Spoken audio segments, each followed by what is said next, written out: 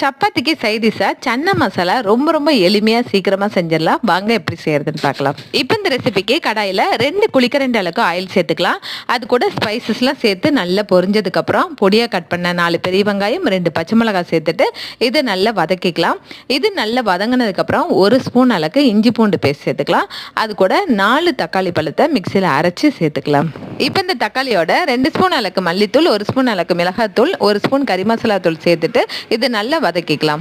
இப்போ இதில் நைட்டு ஃபுல்லாக 1 கப் அளவுக்கு வெள்ளை சுண்டலை ஊற வச்சுட்டு அதை 6 விசில் விட்டு வேக வச்சிருக்கேன். அந்த தண்ணி இது கூட சேர்த்துட்டு நல்லா க்ளோஸ் பண்ணி கொதிக்க வச்சுக்கலாம். இது 10 நிமிஷம் கொதி வந்திருக்கு. அடுத்ததாக வெள்ளை சுண்டலை கொஞ்சமாக மசிச்சுட்டு இது கூட சேர்த்துக்கலாம். மீதி உள்ள வெள்ளை சுண்டலையும் சேர்த்துட்டு இதில் தேவையான அளவுக்கு உப்பு சேர்த்துட்டு நல்லா கொதிக்க விட்டுட்டு இதில் கொத்தமல்லி தழை அப்புறம் கஸ்தூரி மேத்தி சேர்த்து பரிமாறுங்க. சப்பாத்திக்கு செம ஆப்டாக இருக்கும். ட்ரை பண்ணி பாருங்கள். வீடியோ பிடிச்சா லைக் பண்ணுங்கள். தேங்க்யூ.